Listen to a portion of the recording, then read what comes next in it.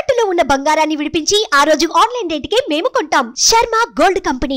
ఓం శ్రీ మహాగణాధిపతయే నమః.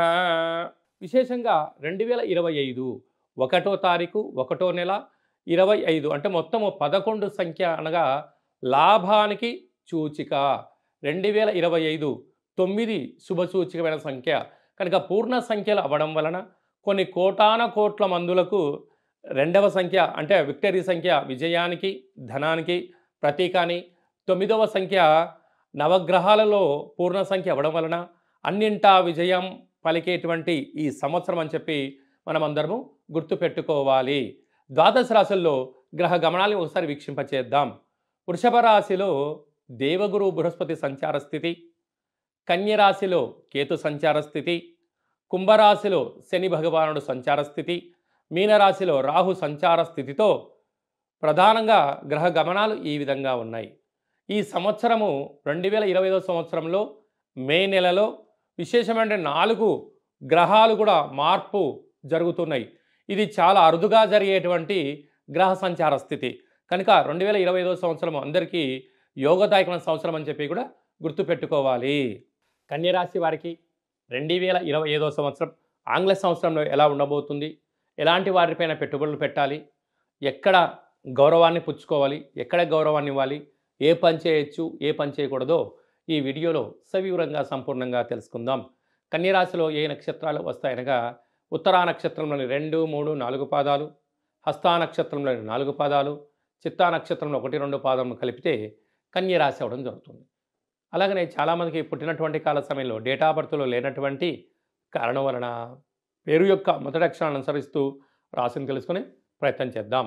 టో, పా, పి, పు, ష, అణ, ఠ, పే, పో అక్షరాల వారందరూ కూడా కన్యరాశి జాతకులే. కన్యరాశి యొక్క అధిపతి బుధ భగవానుడు.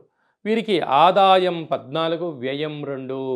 అంటే కన్యరాశి వారు గత 9-10 ఏళ్ళుగా ఈ ఆదాయం కోసం ఇలాంటి లాభాల కోసం మీరు చేస్తున్న కృషి అంత గతంలో అడవి కాచిన వెన్నెలైందని మీరు అనుకుంటూ ఉన్నారు. కానీ ఇప్పుడు ఆ సమయం ఆసన్నమైంది.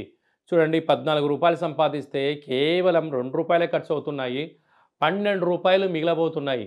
అంటే అనంతమైనటువంటి ధనాన్ని కృషికి పట్టుదలకు మీరు ధర్మంగా ఉన్నంత వరకు, ఈ న్యాయంగా ఉన్నంత వరకు ఇన్ని రోజులు చేసిన ఆధ్యాత్మిక చింతన అంతను కూడా మీకు ఇప్పుడు ఉపయోగపడే కాలం ఆసన్నమైంది. అందుకే మన పెద్దవారు చెప్తుంటారు, సత్కర్మ చైవ సత్ఫలిత, దుష్కర్మ చైవ దుష్ఫలిత అంటుంటారు. గతంలో చేసినటువంటి మంచి పనులు ఈ మంచి కాలంలో వందింతలై మీకు ఆనందాన్ని, అదృష్టాన్ని, సంపదను సృష్టిస్తాయట. అదే కష్టకాలంలో మీరు కొన్ని అధర్మమైన కార్యక్రమం చేసినట్లయితే ఈ మంచి ఫలితాన్ని ఇవ్వకుండా ఆ చెడు ఫలితం వచ్చి అడ్డుపడుతూ ఉంటుందట.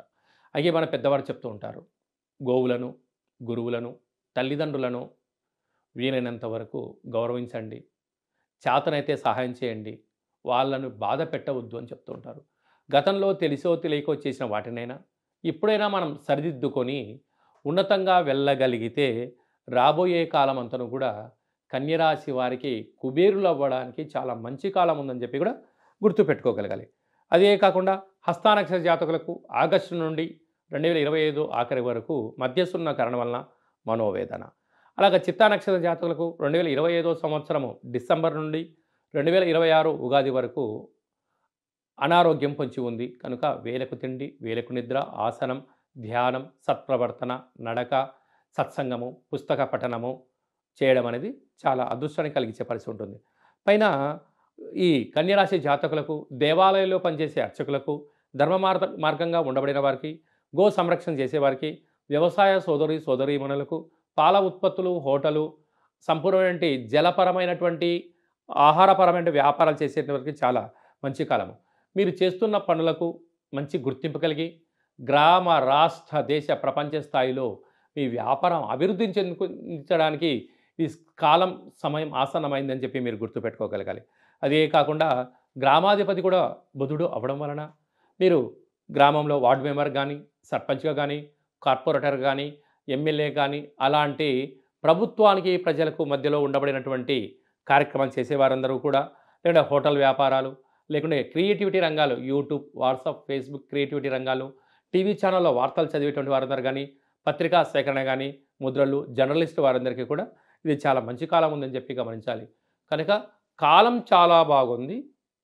సత్కర్మలు చేయండి, మంచి కార్యక్రమాలు ఆచరింపజేసి మంచి జీవితం స్వాగతం పలికి మానవ ప్రయత్నం చేయండి, అంతా భగవంతుడి మీద భారం వేయండి.